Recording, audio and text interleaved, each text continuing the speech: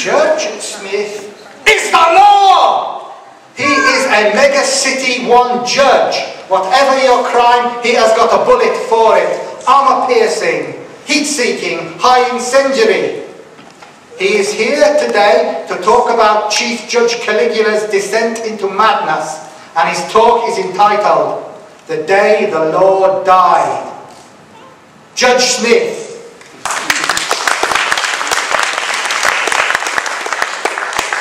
Thank you, Mr. Tadcastle. He says the things that we're all thinking. Good evening, ladies and gentlemen. I've been asked to speak to you this evening about life after death, or, as the subject is generally known to researchers, woo. That's woo as in woo. But before we go any further, I'd like to get a show of hands. How many people in the audience definitely do not believe in life after death? Right, okay. How many of you do believe in life after death for whatever reason? Oh my word, right, okay. And how many are undecided? Okay, right, that's interesting. In the 2008 International Social Survey Programme conducted a massive survey about religion, and it revealed that out of about 60,000 people polled in 40 developed countries, about 53% had a belief in life after death. However, this is a Fortean gathering, so I would have expected a far more sceptical view on the matter. However, I'm relieved to get the result I did.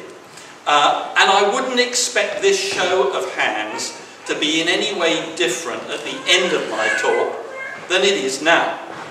I'm not here to promote any sort of belief system. I am hoping to promote a book I've written on the subject, but that is a different matter. The first thing I would like to do is to try to decouple or unlink the ideas we have about life after death and the ideas we have about God and religion. Almost all religions teach a doctrine of life after death in some form or another, and it's very easy to get these concepts tangled up together in our minds. However, I think it's relatively easy to imagine a universe created and watched over by a loving God where there was no life after death, in the same way that we could imagine a completely godless universe in which life after death was an established fact of nature. In my view, a dyed-in-the-wool convinced atheist could be equally certain that the individual personality really does survive physical death. The two ideas are definitely not incompatible. However, I am not here to change anybody's mind on the subject. Frankly, I don't believe that anybody ever changes someone else's mind about anything. People change their own minds as and when they feel like it. And if they have any sense, they'll change their mind because of experiences they've had. Their own personal experiences, not other people's experiences. And when it comes to something as bizarre, unbelievable, and downright weird as life after death, then only your experiences have, in my view, any validity. This is the problem, I think, with most books about life after death. There are thousands, no, tens of thousands of these, dating from Victorian times to the present day. There's a great selection out in the bookstall out there. And they are full of reports and anecdotes of wonderfully accurate messages from dead people that have been passed on by mediums, and extraordinary phenomena that have been observed at seances. And these messages and these phenomena have been entirely convincing to the people they happen to. But these are other people, they're not you. The best these sort of books can hope to achieve is to make the reader think, Well, it all sounds quite convincing if it's true. But how do I know whether it's true or not? It can be helpful to think about this in legal terms. All these thousands of anecdotes are, as their name suggests, anecdotal evidence. They are circumstantial evidence, and that's not enough to secure a conviction, not enough to bring in a safe verdict. You need direct evidence. That's to say, things that have happened to you in person. And if that direct evidence is good enough and strong enough, you might be able to bring in a verdict. You might be able to declare that you consider the case for life after death is proved beyond all reasonable doubt. So I thought it was worthwhile writing a different sort of book on the subject, one without lots of stories about other people's evidence, or stories about my own evidence, but instead a book that concentrates on telling people how to go about getting their own evidence in a sense, a safe and sensible way, with as little mumbo-jumbo and jiggery-pokery as possible. And I believe that with goodwill and good luck and a degree of persistence, most people stand a pretty good chance of getting enough personal evidence to make that judgment. But I can tell you that your verdict will not convince anybody else, believe me. And your verdict will always be just beyond reasonable doubt, a legal type of proof, not a scientific proof. Of course, many people are not the slightest bit interested in life after death. It's not something that bothers them. They're concerned with life before death, not after it. It's this universe they're interested in, the here and now, not the hereafter. And poking about behind the veil between this world and the next world seems rather morbid and unnecessary. I find this attitude quite admirable, and it can even indicate people of high spiritual attainment. However, I didn't write my book for these people. Many other people are interested, for a wide variety of reasons, in discovering the truth about the subject, and I wrote the book for them. So here it is, the book What I Wrote. It's called The Universe Next Door, investigating how to investigate the next world from this one, and it's been published by those Sons of Fun, the CFZ Press, led by our wonderful host, Jonathan Downes. So let's look at the possible ways that someone might get personal evidence of the existence of life after death. Firstly, there's ghosts. Now, frankly, ghosts in general are not a very practical way forward for us. You can't rely on them. They're unpredictable blighters. If you've seen one yourself, you can say, yes, I now believe in ghosts, I've seen one.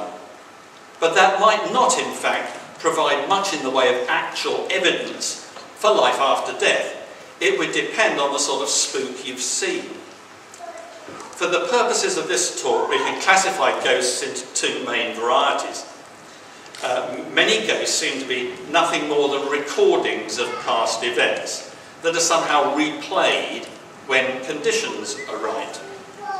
Researchers call these residual hauntings, and they show images of people from the past. These images often tend to reappear repeatedly in one place, so you get a grey lady of so-and-so manor, or the screaming monk of such and such castle. Ghosts like this are fascinating, but they no more prove that there's life after death than an old movie does.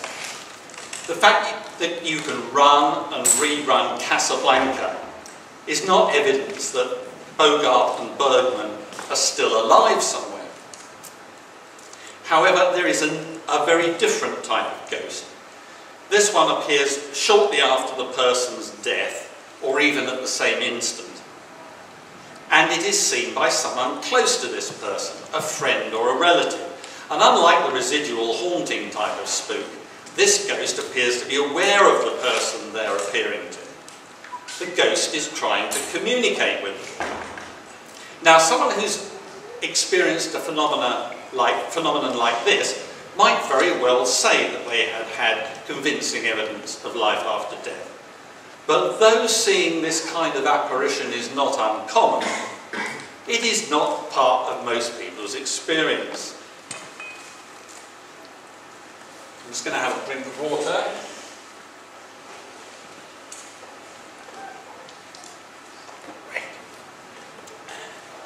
One other source of evidence for a few people is the near-death experience. Most people have heard of this, but for anybody still not sure what it is, the clue is in the name. A proportion of people, around 12% to 18%, who are resuscitated after a severe life-threatening trauma, a major accident or a heart attack, will claim to have had an extraordinary experience in which they travel down a tunnel into a light-filled and blissful environment where they might see deceased friends and relatives before they are whisked back to the recovery room on planet Earth. These NDEs, as they are known, are a fascinating subject in their own right, and usually a life-changing for the people who have them. However, it's a rather drastic way of getting evidence, no matter how good it may be. There's a movie called Flatliners, in which researchers deliberately take themselves close to death to obtain NDEs, so let's not do that. I happen to be in the middle of reading an interesting book. There are lots of books like this, people's near-death experiences. This one is significant because the guy who had it is a neurosurgeon, skeptical, scientific neurosurgeon, and his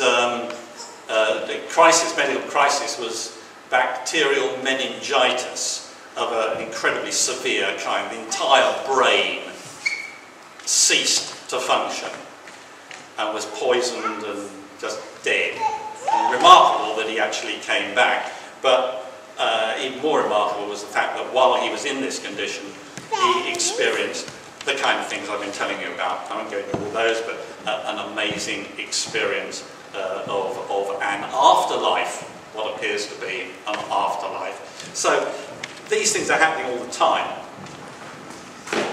but you can't count on them for your own evidence. Fortunately, there is one more method of obtaining evidence that doesn't involve seeing the ghost of your nearest and dearest, or almost dying yourself. I'm going to read an extract from the book. Okay. This is from chapter 2, and it's called Mediumistic Communication. Since the dawn of time, there have been people who speak with the spirits. They claim to be able to hear or see discarnate beings of one sort or another, and they pass on messages from those spirits to the rest of us. For the purposes of this chapter, I propose to accept their claims at face value. However, I hope that later on you'll have the opportunity to make up your own mind on the subject. These rather special people are sometimes treated with respect and reverence, but are sometimes burnt at the stake, depending on the type of culture they find themselves in. They are the prophets, shamans, medicine men, wise women, psychics and mediums of their own societies. In tribal cultures, the spirit medium is a guiding light. He or she can provide religious revelations, moral teaching and practical advice because they have a personal channel of communication with the ancestors, or with the tiger spirit, or the spirit of the yams, or who or whatever is revered by that society. Second only in rank to the head man, the medicine man is the conscience of the tribe. In more elaborately structured societies, a strained relationship begins to develop between the spirit medium, often called a prophet or seer, and the secular authorities. Kings and rulers might consult the spirit medium and act on his advice, but they often want to prevent their subjects from hearing the prophet's more radical revelations. If the gods denounced the ruler as a fool or a despot, as they frequently did, it would never do to have the prophet preaching about it in the marketplace. That's the way revolutions start. Perhaps it would be better if His Holiness moved in here to the palace where we can keep an eye on him. Most of the great religions of the world have begun as a result of revelations received by spirit medium prophets. But before too long, however, the leadership and control of these religions generally passes from the original speakers with the spirits to priestly castes of one sort or another. And just like the kings and councillors, these high priests, bishops and mullahs have the same problem with prophets as the secular authorities do. They have an uneasy relationship with people who seem to be able to get messages from a higher power. We can't have this. The established church turned upside down by this woman. She claims the angels have told her that we're all corrupt. Well, they're obviously not angels she's talking to, but demons from the pit. Burn the witch! Burn the witch! This ambivalence of the authorities, both religious and secular, towards soothsayers and clairvoyants has persisted until modern times. Consulted by princes and cabinet ministers one week and prosecuted in the magistrates' court the next, the spirit mediums find, to their surprise, that practicing the gift of communication with the other world is in fact a deeply subversive act which threatens the established order. Clairvoyants bring our world and the next world together in a way that can make them seem uncomfortably close to each other. The medium shows that the two worlds are not safely separated, but are in fact one. The authorities like a closed system, and the spirit medium breaks into this closed system with messages from the outside. The medium has access to a source of wisdom and information which may be unpredictable and erratic, but which seems to be superior to official sources. And this is very worrying to both religious and secular authorities. It unsettles the populace and is generally prejudicial to good order and respect for authority. Let's ban it.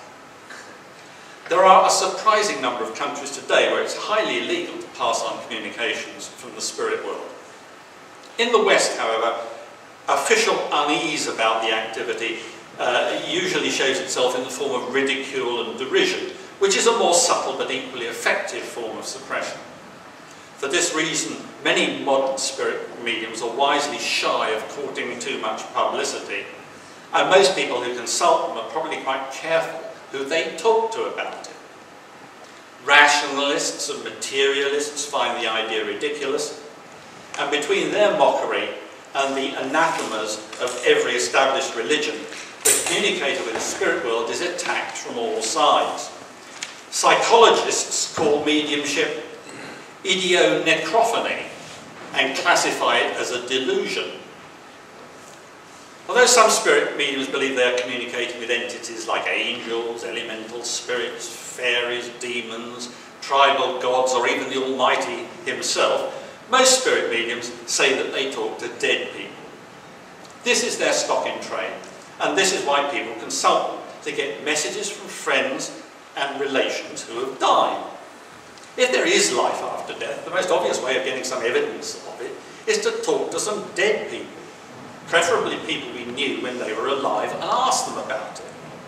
If a dead person can convince us that they are still really there and really talking to us, we will have obtained real evidence.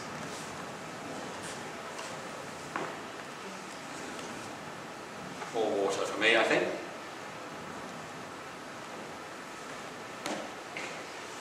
So in the book, I cover how to find a medium, how to approach a session, how to behave and react in order to get the best possible result, and also how to witness a medium in action without actually consulting them in person. You will probably have heard of cold reading, the various techniques that can be used by an unscrupulous psychic to get information out of a client without the client being aware of it. And I go through all these in some detail, just in case you come across them. Although they're very much easier to apply in a psychic reading than in a mediumistic consultation. So I think I should make it clear that I'm advising you, if you're interested, to consult a medium, not a psychic. The two things are very different, and psychics and mediums do different jobs. A psychic tells you about you, your life, your problems, and your future. Essentially, a psychic tells your fortune, although this phrase is very much out of fashion. And the majority of psychics use some sort of divinatory system like tarot cards or rune stones or even the traditional crystal ball. I'm not knocking psychics. There are some great psychics around. But if you want evidence of life after death, you need a medium. That's their stock in trade. That's what they're for. There's a saying in spooky circles that all mediums are psychic, but not all psychics are mediums. The kind of medium you're likely to encounter is a clairvoyant. You sit with them one-to-one, and the medium gives out whatever he or she picks up. Alternatively, you sit in an audience at a public display of clairvoyance, but then, of course, you have a very much reduced chance of getting the convincing message you need. There are other types of mediumship, though. A trance medium appears to fall unconscious, and then their vocal apparatus is taken over by a dead person who speaks through them. Fascinating. If you ever get a chance to see and hear this actually happening, it can be astonishingly convincing. Though any evidence for life after death has to come from the communications themselves, not from the phenomenon of someone falling asleep and talking in another voice. Most spectacular of all is physical mediumship. This is the classic form of mediumship that probably reached its peak during the 100 years from the mid-19th century to the mid-20th, in which the medium, who is usually but not always in trance, allows spirit forces to extract and manipulate some form of energy from his or her body. You've probably heard of ectoplasm, which is one form of this stuff. And this energy can produce physical phenomena in the seance room. Noises, levitation with objects flying around the room, and full or partial materializations of human figures. This type of mediumship generally has to take place in severely reduced light, or more commonly in complete darkness. And of course, that leads to credibility problems. What's the medium up to when you can't see them? It does provide opportunities for fraud, and mediums generally have themselves trussed up like chickens and tied down to their chairs to prevent suspicion of trickery. I've been lucky enough to attend a dozen or so physical seances, and some of the things I've seen and heard defy belief, and seem to be without any reasonable mundane explanation. Of course, anything can be faked, anything, given sufficient time and resources, but the question has to be not could this phenomenon have been faked, but was it faked? Most people, including mediums, are honest. I've only ever sat with one medium who I'm pretty certain was a fraud. But I've also sat with mediums who I'm sure were working their socks off to get something for me, but who still didn't manage to get a connection with anyone I knew. This stuff is unpredictable. There are dozens of intermodulating factors that determine whether communication can take place. You may well have to sit with several different mediums before you get the messages you need. And I have to tell you that those messages will probably be very petty, personal, or downright silly. I'll read another bit from the book.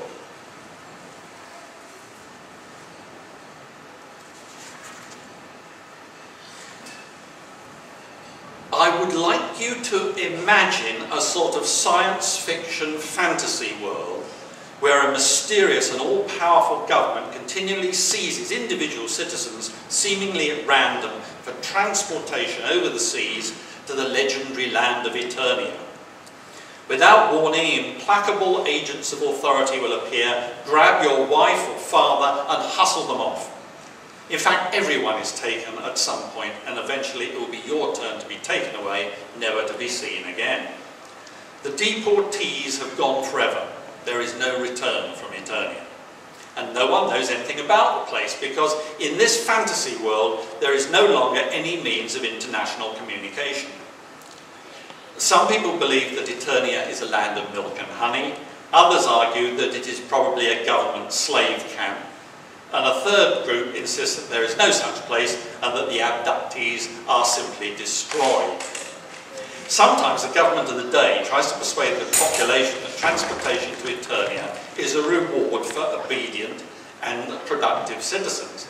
At other times, a different faction is in power who threaten disruptive and undesirable types with transportation as a punishment. But always the arrests continue. They are the central, overwhelming anxiety and uncertainty of that civilization. However, the mythical land of Eternia really does exist, as does an ancient telegraph cable running under the oceans for thousands of miles between the two countries. Messages in Morse code can still be passed along this cable, although the connection is very unreliable and messages are often fragmented, incomplete or scrambled. However, a small group of trained operators acting against the law are sometimes able to establish communication with people in that far-off country. This underground activity is frowned on by the authorities, who make great efforts to discredit the existence of the undersea cable. Many people believe the official stories, while others think that, even if the messages exist, they are either some kind of government trick, or they might be signals coming not from Eternia, but from somewhere else entirely. However, despite official prohibition, it is still possible for an average citizen with an open mind on the subject to find an illegal telegraph office where an operator would try and get messages to and from Eternia on your behalf. Now, imagine you are a man visiting one of these offices. Your beloved partner has been taken and transported, and you would do anything to hear from her. Perhaps you've been to this clandestine office several times before without success, but today, at last, the operator thinks he has someone on the line for you. Remember, the communication is in Morse code only. There's no voice to hear. The operator taps out your messages on his key and attempts to make sense of the faint bleeps of code that can just be made out coming back in return. How might the conversation go? You. Please say, "Hello, it's Jim here." Operator. It says, "I am Mary, I still love you." You. Please say, "Is that really you?" Operator. It says, "Do you still have those purple trainers I hated?" You. Wow, it is her. Please say, "Yes, and I love you too. Are you all right?" Operator. It says, "Miss you but very happy." You. Please say, "What's it like there?" Operator. It says, "Wonderful. Difficult to describe. Wait till you get here. Must go soon. The signal's starting to fail. Something about play pot the frog with me." You. What on earth does that mean? Operator. Some sort of game. You. Ask her to repeat it. Operator. It's breaking up. I think it was muddled. Play with Spot the Frog for me. You. Spot the dog! Yes, yes! Operator. It's gone. We've lost the connection. Now do you see how vital the trivial stuff can be? Without the trainers or the dog, the whole message would have been suspect. It could have been anyone on the line. But those silly private things are the evidence you needed. Now imagine how you would look, how you would feel as you left the telegraph office in that fantasy world. Life seems very different for you. Your outlook has changed. Deportation might not be so bad. Mary's no fool. If she's Eternia's okay, then I believe her. Perhaps I'll go to the telegraph office again and try and find out a bit more. The point is that the communicator has to identify themselves to you without any doubt. And if your granny comes through, it's no use her delivering an eloquent plea for world peace. That won't convince you. But if she says she still loves Fox's Glacier Mints, but now she can eat a whole bag without feeling sick, then you know it's her. I would imagine that quite a lot of you, as good Forteans, have a lively interest in science, and you may want to know whether this stuff has been properly investigated scientifically. In the 19th and early 20th centuries, serious hardcore scientists like Sir William Crookes, Sir Oliver Lodge, Alfred Russell Wallace and William James investigated the physical phenomena then being obtained in seance rooms and submitted many different mediums to very severe test conditions before pronouncing that the phenomena were genuine. While more recently the Skoll experimental group in the 1990s, who produced extraordinary phenomena, which I was lucky enough to be able to witness on a couple of occasions, they invited scientists to investigate them, who again declared that the phenomena were completely genuine. My book, The Universe Next Door, is the first of three, which I call the Judex books, on different aspects of this subject that CFZ Press are going to publish. And this volume is mainly concerned with mental mediumship rather than the much rarer, spectacular but problematic phenomena of physical mediumship. Mental mediumship or clairvoyance is probably what you will first encounter if you decide to investigate life after death. And this is far less amenable to testing by scientific methods. However, I'll read one more little extract from the book.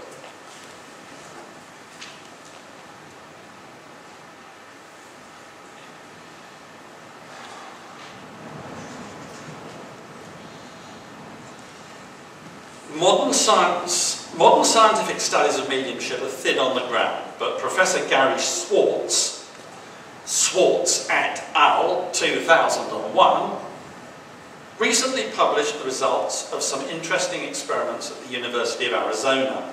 A test subject, a person who had experienced several significant bereavements, sat under strict scientific controls for 1 hour sittings with a series of 6 mediums. The medium was separated from the sitter by a screen, and the sitter was allowed to answer only yes or no to the questions from the medium. Each of the 6 mediums came up with an average of 80 pieces of information about the people who had died, and these were scientifically analysed for accuracy. The mediums achieved an average success rate of 83%, with one medium achieving an accuracy of 93%. The same subject also sat for 68 non-mediums who tried to guess facts about the dead people. They achieved a success rate of 36%.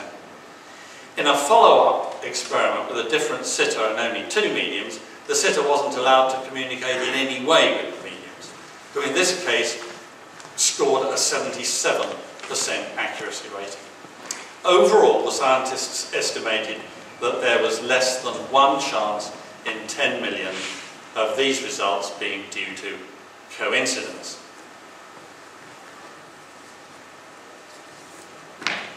However, I very much doubt whether life after death will ever be proved scientifically.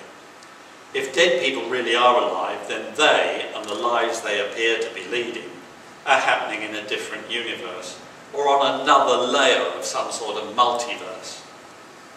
One can propose hypotheses about this, but you're not going to be able to carry out experiments to test them, because it's all happening somewhere else. In the same way, for example, that a chemist in England would not be able to analyse a compound that was sitting in a test tube in a laboratory in Australia. That's before the internet, of course, made such a thing actually possible. There is one device or instrument that is an excellent detector of emanations from this different universe. But that's the human mind. And experiments which use that particular piece of kit are seldom repeatable and seldom produce results that are acceptable to mainstream science. Now, this is quite early in the proceedings, but at this point I would like to throw it open a bit and ask if there are any particular aspects of this that you'd like me to deal with in the remaining time. So, he needs a mic, I guess, doesn't he? Yes, Is there a spare one? I'll never be heard. One. And words don't come easy to you, Rome. Words don't come easy to you. That's it. I am tongue-tied like Moses in the Bible. Thank you. Do I need to press anything? Now, this is rather difficult, and I hope you won't take it the wrong way. The denomination I belong to does not allow you to attend seances, but not quite in the way that you, to the extent that you mean. Supposing you were to tell me, I've been speaking to your Aunt Matilda, who died some years ago, and she said this, that would be perfectly all right. It is when the medium appears to be taken over by another entity, yes, or possessed.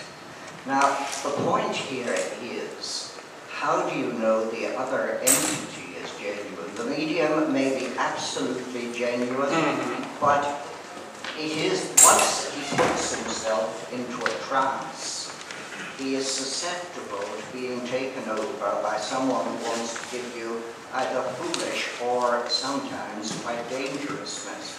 Yes, that's true. That is why my particular religious group doesn't allow it, because it regards it as potentially dangerous. It isn't because the people contacted would tend to undermine his doctrines. Of course, I mean, if someone's religion forbids the activity, then they shouldn't do it. Simple as that. In terms of evil entities, I haven't come across anything even vaguely questionable, let alone evil. And I don't see that an evil entity is going to do lots of good stuff and give lots of nice, helpful, pleasant and useful messages.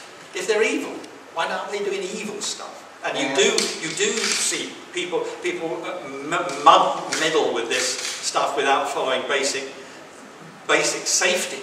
It's like skydiving, you know. People do this stuff and they've been drinking. Kids do Ouija board when they've been at the cider. Because it's fun, you know, they want something spooky to happen and they can get into some major cuddling action with the girls who get all nice and scared. Everybody wins. Sorry, I'm just having a look around for a girl I can get into cuddling. But, you know, it's very unwise. If you go looking for a scare, you'll get a scare. And it's very foolish and, you know, it's dangerous. I'm not for a moment saying that these mediums are either deliberately fraudulent or that necessarily they get the wrong message, but the possibility hangs over there. If, for example, there was an evil entity who wanted to give bad information but was sufficiently crafty to give it in such a way that it seemed to be positive information, I feel there is a danger when there's possession involved instead of direct contact. I don't think most people aren't going to consult a trance medium. It's not a common thing. You go and sit, a clairvoyant is just sitting like I am sitting to you and say, you know, do you know, I'm not a clairvoyant incidentally, I'm not a medium, I have no mediumistic abilities whatsoever, and I wouldn't want them either. But they say, you know, did you have a great uncle called Wallace? And has he got a big, you know, he had red hair and a wooden leg? And he said they're sitting there talking, there's no trance involved, they just pick up stuff and give information that you haven't told them, and that they couldn't have found out on Facebook. Yes, but this leads me actually on to question 2. I'm sorry if I'm picking up. No, not at all. That's why I started it early. It has been alleged that you say to yourself that most media, or was it some psychics are mediums, but all mediums are psychic? Yes, yeah. Yes, well, it has been alleged sometimes that the medium is not picking up information from the other side of the spectrum, but is psychically picking up information from the sitter. Can I say something about that? That's a very, very good point, a very valid point, but I've got something I would like to say on that, Ronan, if that's okay. It's called Super ESP. The ability to reach into someone's mind and actually pull out a substantial piece of data. They've done a huge meta-analysis of experiments in telepathy. And thousands of these things, going right the way back to Rhine in the 1940s, right the way up to the present day. And they correlated all these in a very strict sort of way. And they found that telepathy, they existed with about a 1% deviation from the expected things. It's very small, but highly significant in statistical terms with the many, many thousands of experiments that they monitored. So it does exist, but it's usually kind of, you know, what pattern am I looking at? You know, is it red or is it blue? And these detailed, specific bits of information, there doesn't seem to be any evidence of people grabbing that. And the other important thing is if a medium can do that, reach into someone's head and pull out a plum, a bit of information, they're sitting on a gift that's worth millions. I mean, they could go into a business meeting, sitting there as the bag carrier for some captain of industry or prime minister, and tell him what the guy is really thinking, what the other man's really thinking, even if it worked only sometimes. The power and influence of these people could be enormous. But you never, in the Yellow Pages, you might see some mediums advertising, but there are no telepaths. Well, why do these wonderful people, these incredible abilities, dress it all up with lots of nonsense about dead people? Why don't they say, I can read people's minds? Because maybe they don't believe they can read people's minds, and maybe it's an occasional gift. The trouble is, we are on the brink of these sort of more esoteric sciences, and indeed many people just scoff at them still. And the amount we don't know is very great, and that's why I'm chary of dipping my toe in the water where they're concerned, because I am a timorous old age pensioner, and I proceed with extreme caution. I'm sure you would agree that nothing that I believe or what you believe makes a blind bit of difference to what the actual state of affairs is. Oh, we're both going to find that out. No, I mean, for all I know, every medium could be not alone honest, but telling an honest, but passing on an honest message. I mean, I don't know enough. No. Well, we'll know when we pass over ourselves. Yes. Shall I go? Shall I talk to someone else? Sorry, Ronan. Thank you for that. Yeah.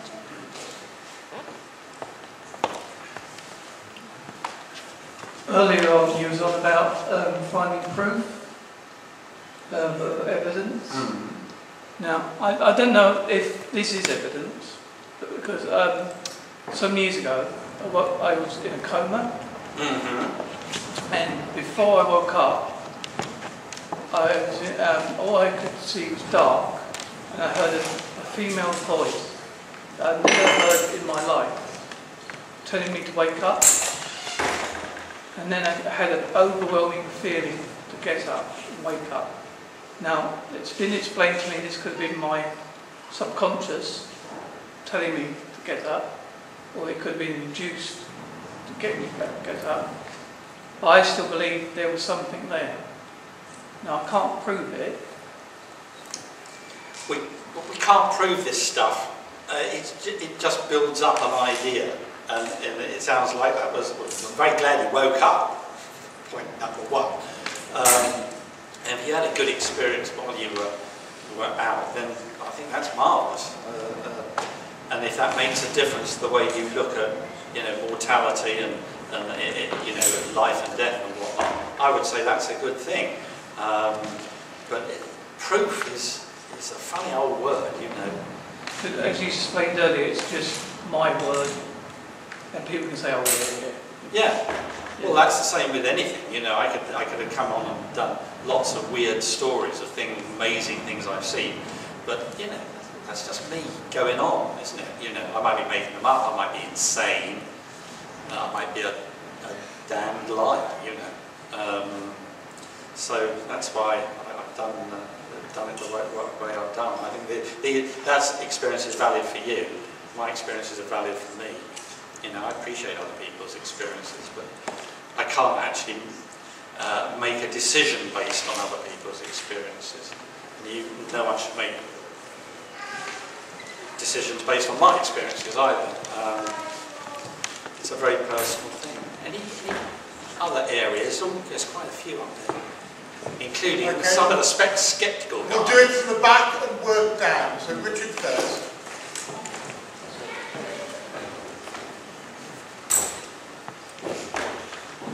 By the way, ladies and gentlemen, and Judge, I'm just totally winging it as far as the time is concerned. I'm enjoying this debate. So let's just carry on. Let's carry on and see where it goes. And we'll just wing it as far as the schedule. You can, come to a halt anytime you want, when... What, interrupt you? Richard, never. Richard.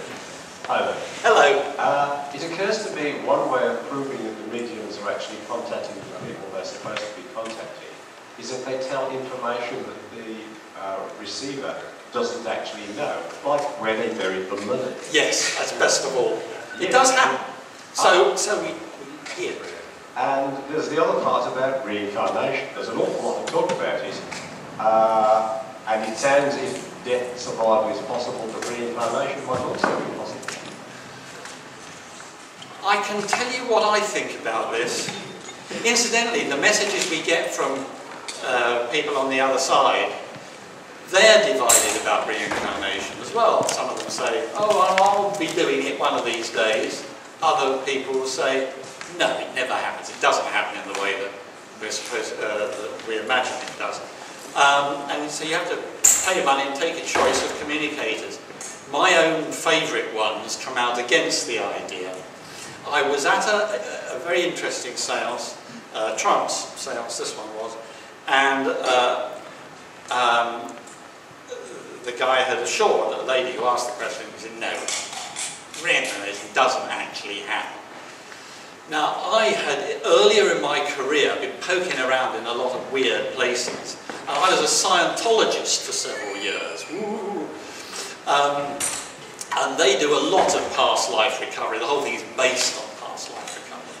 And their technique is extremely effective and, as far as I can see, non-invasive or non-damaging. Anyway, I'd recovered many, many, many past life experiences that seemed very, very real to me. So I said to this chap, look, I now believe that you're there where you say you are, but how do you explain all these kind of past life memories I've had?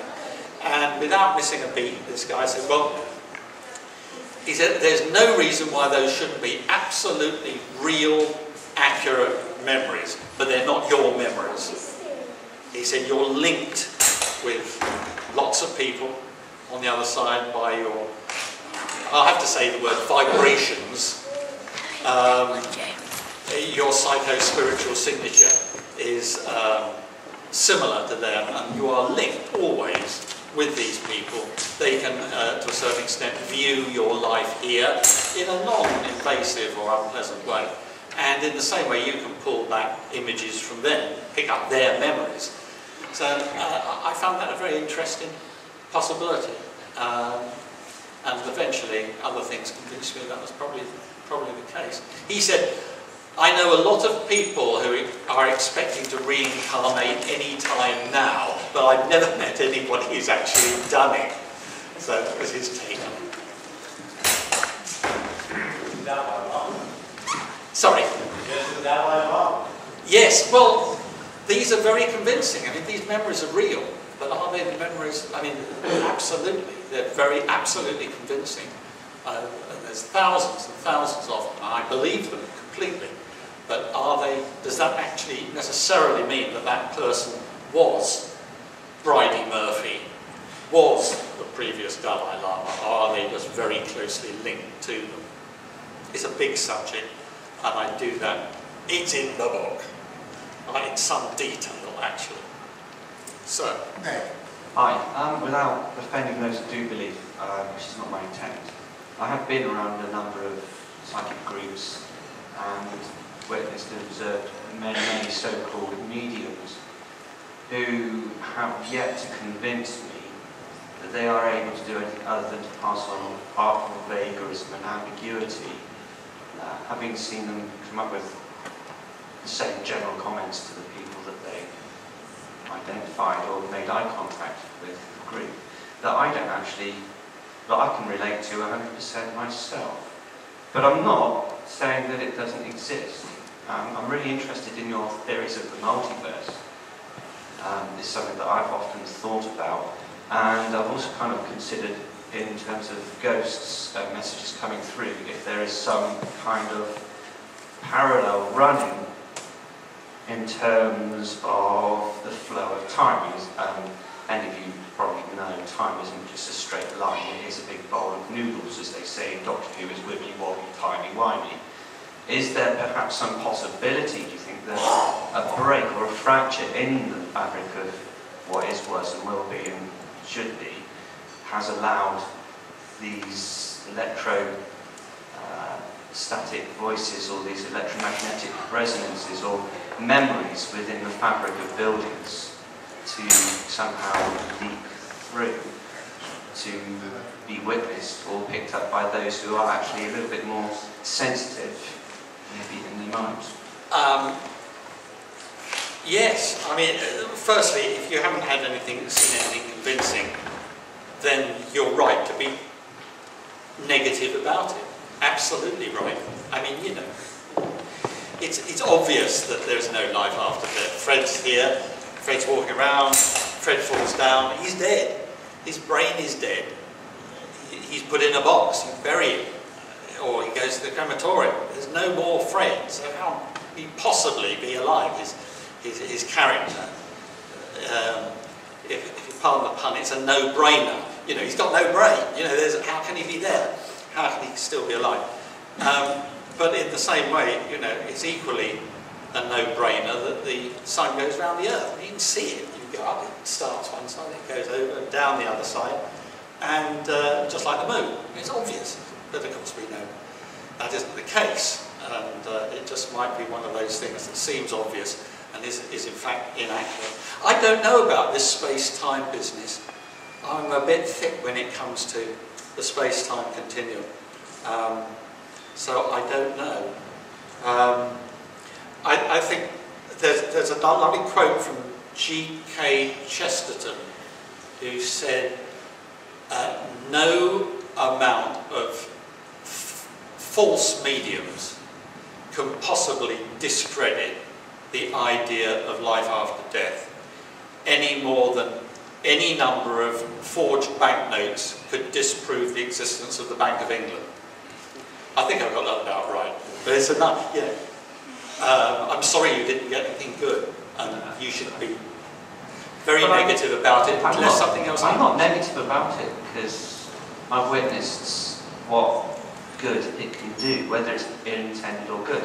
The fact of the matter remains, there are people who have come into these meetings grieving, breaking their hearts, and they've come out with a purpose and they've been lifted. And so, whether it be placebo, who cares? Yes. If someone's coming away and they've got something. It depends if they get. It all depends on the message and whether that really is the real deal as far as the person who gets the message is concerned. I agree with you. Lots of vague stuff. You know, your person is in heaven and they're happy and sends you lots of love. Doesn't work. It might help somebody, but it's not a proof. It's not evidence. It's got to be something concrete that the medium doesn't know. And best of all, as we had at the back from the gentleman at the rear, something that the sitter doesn't know about. The medium says, oh, by the way, your shed's blown down. And the medium goes home from his session and the shed's blown down. Now that's good. That's good stuff. And it does happen. It happens quite a lot. It hasn't happened to me. Now I've had a medium go on and say, there's this man, describe this man in great detail. And he says this, and he says, I've never heard of the guy. And I thought, oh God, get on to something else. No, this man insists that he knows you. And it was here and here and here. And then I suddenly remembered this chap, who was the boyfriend of an elderly aunt who used to visit my house sometimes 35, 40 years ago. 45 years ago, a long time back. And he was a nice guy, and, you know, and then he came up with some little anecdotes, you know, to remember when, I don't know, I spilled my drink, or something like that. Silly stuff.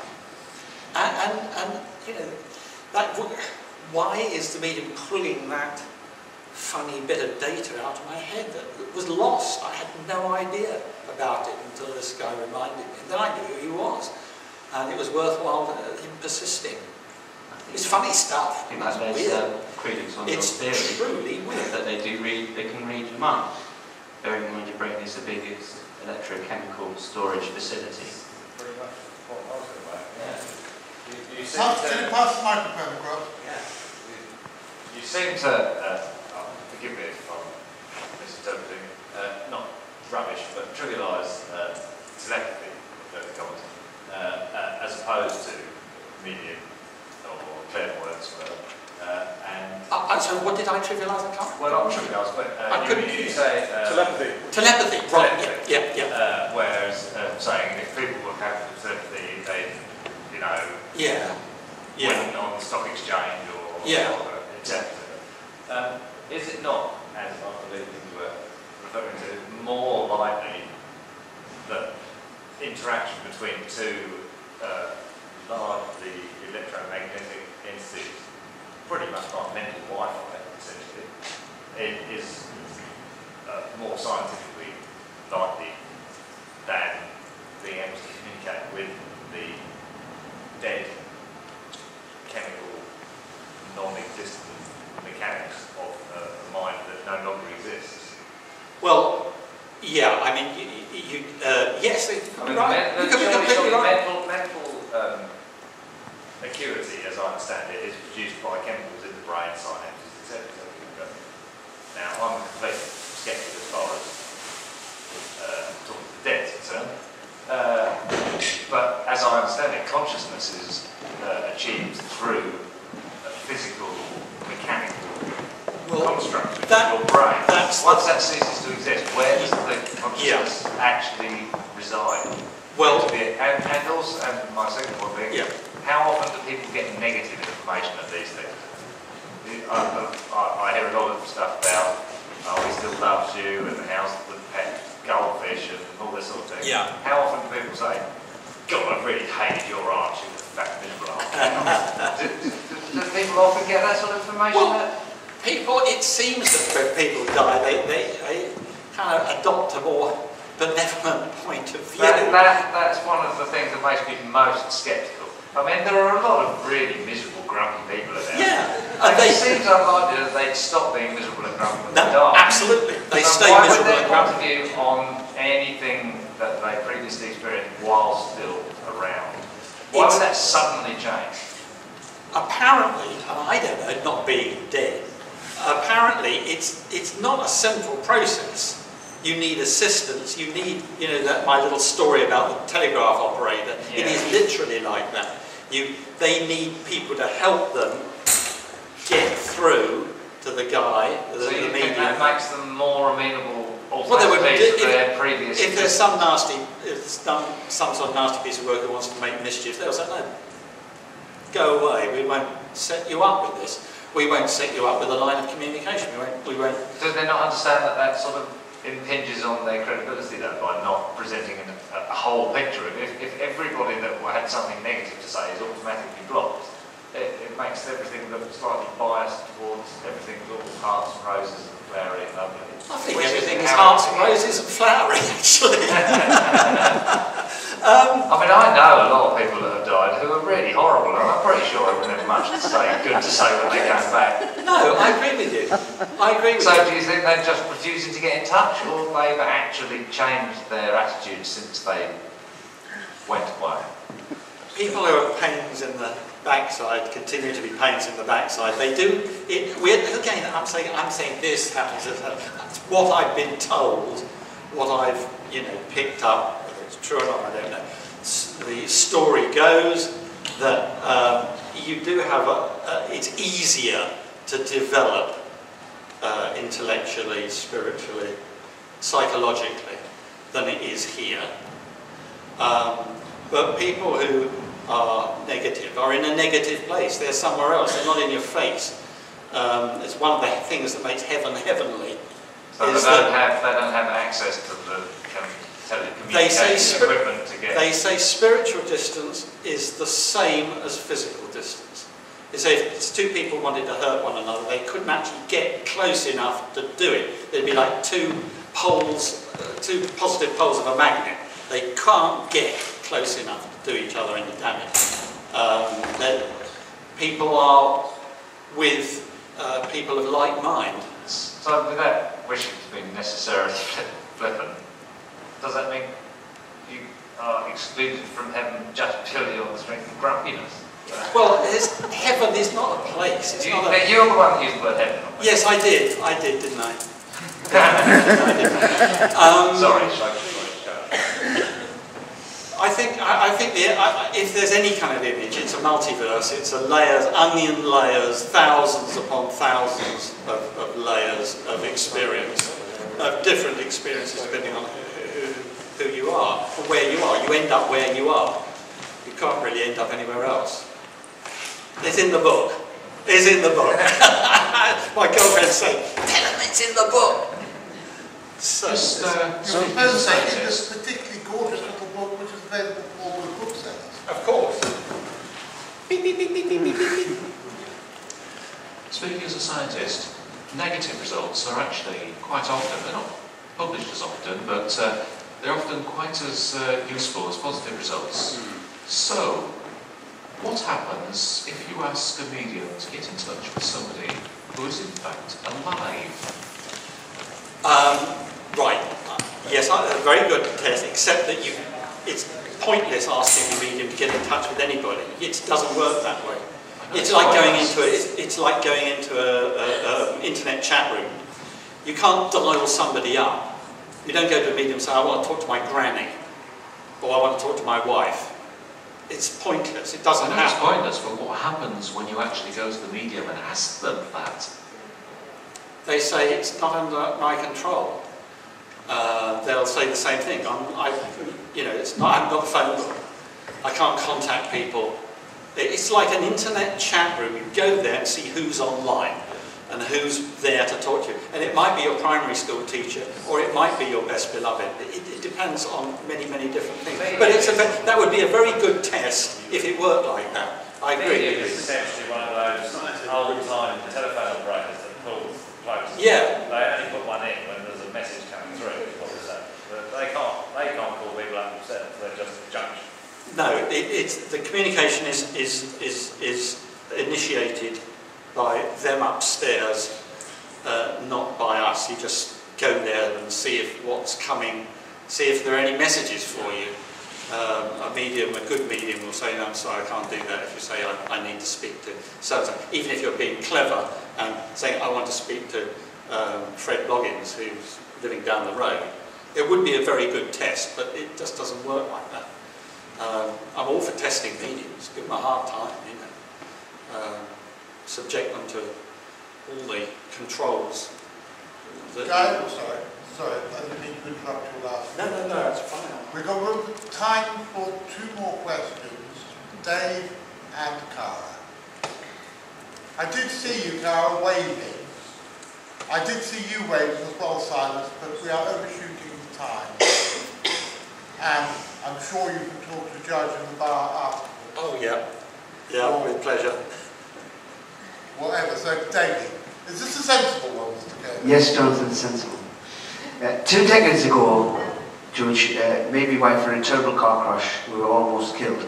And my wife had this Andy, who I only met twice, but she's one of them people that was like all loving, and she used to come up to you and like give you big hugs and everything. And although I only met her twice, when the car crash happened and we were lying in the wreckage of the car, it was her that came through. It wasn't like, me auntie who I knew really well, or my grandmother who I knew really well. It was Joanne's aunt who came through. And there was this all protective glow, and she was telling me, she says, don't worry, you're not going to die. Oh, that's brilliant. And it just so happened that there was a doctor who was on holiday from Australia, was passing by in his car, and he pulled us, maybe my wife, out of the wreckage, and he gave us first aid until the ambulance arrived. But I'm just thinking, was it Joanne's aunt who came through, or was it just my mind, you know, like imagining it? Imagining. I'll tell you something. I mean, that's great. It's a great story, and it's wonderful. I'm very happy for you. That's a nice thing to have happened. I'm glad you came out of the crash okay, but I'm very glad you had that experience. And it's, you know, that aunt, even though you didn't know her very well, is on your wavelength, and you know, had the ability to sort of do it. But oh Lord, now the first time I've gone blank. Sorry, George.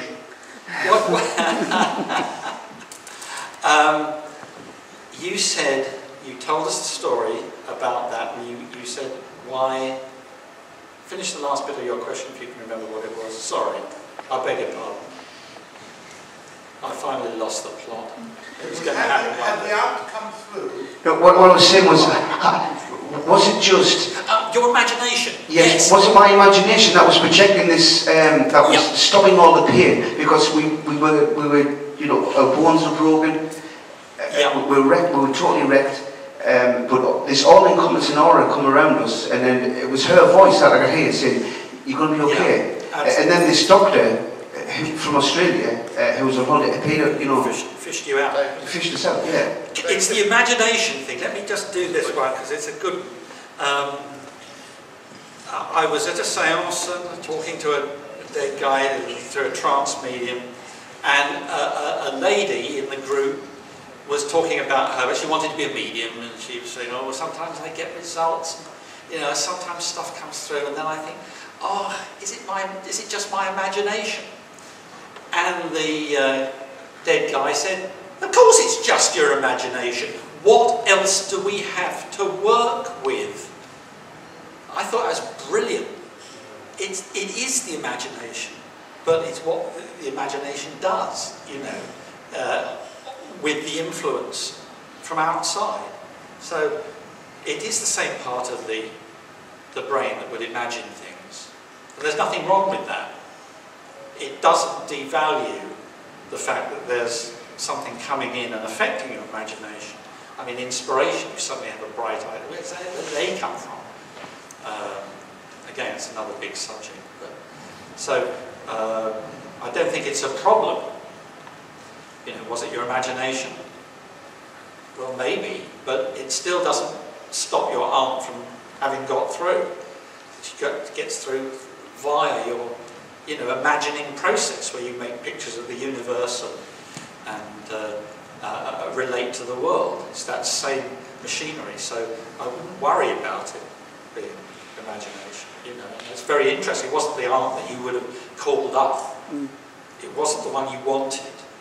This is the great, you know, you don't always get the messages you want from the people you want them from. You know, this is a very good plus point on this whole thing. Thank you for that one. Cara. Hello.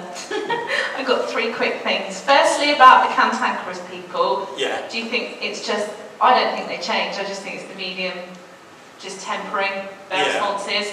Because they've got a duty of care, haven't they, towards the person. Actually, they still think that you're in the past, you know. My second thing was about your past life experiences. Do you think there's a possibility that that's just, those memories are passed down in like your DNA? Like you get your nose colour, well, I've got nose colour, depends if you drink or not, eye colour and things like that, whether that's just...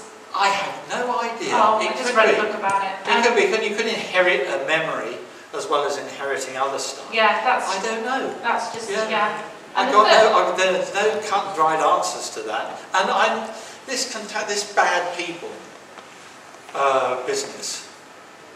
Who live longer. They might, I think there is a degree of censorship.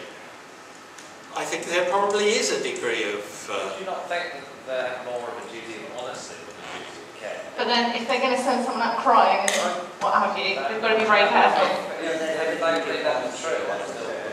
They do tend to be very protective of us.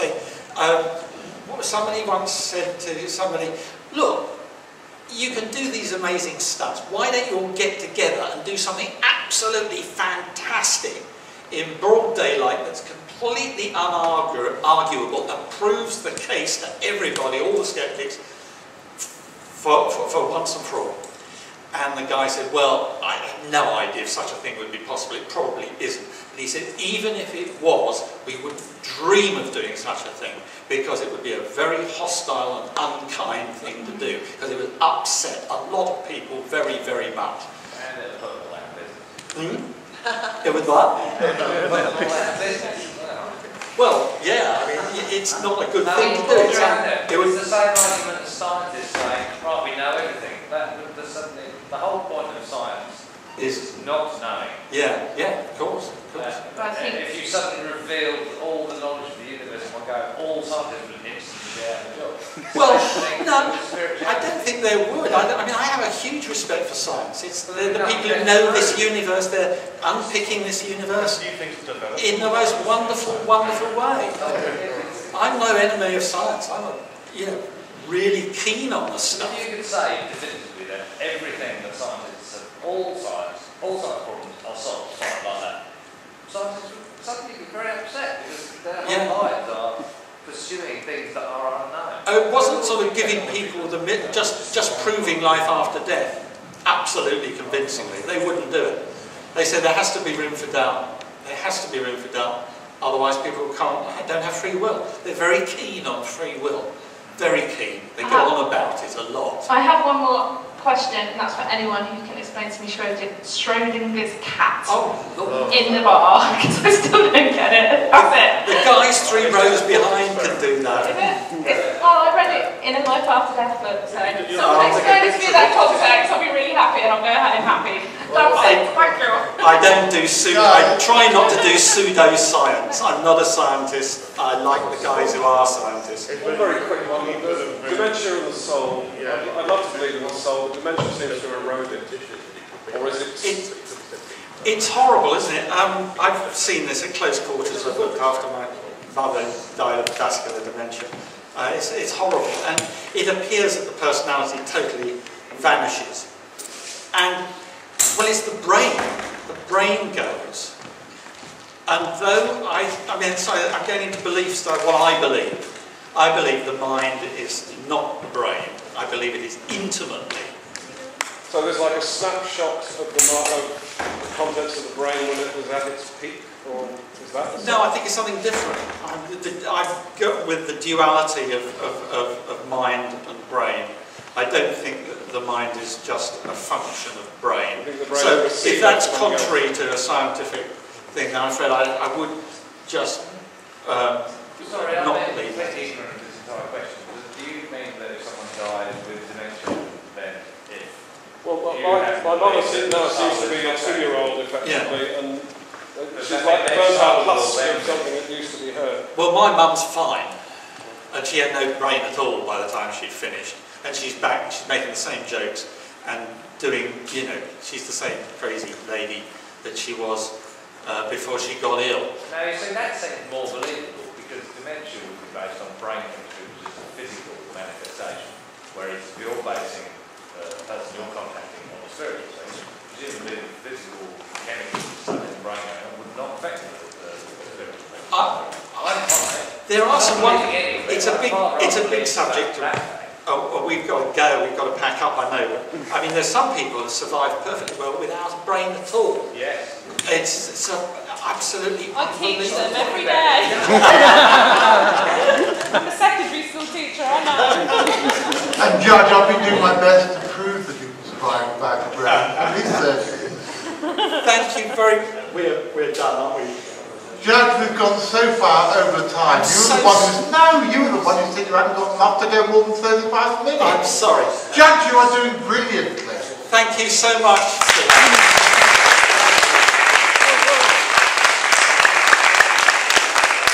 Now, come here, Judge. Sit at that table, right? And somebody's nicked the bloody pen. This is ridiculous. Come up and buy the judge's book, or else I will set fire to you. And that way you each of all of you live. My lovely wife. I have a slightly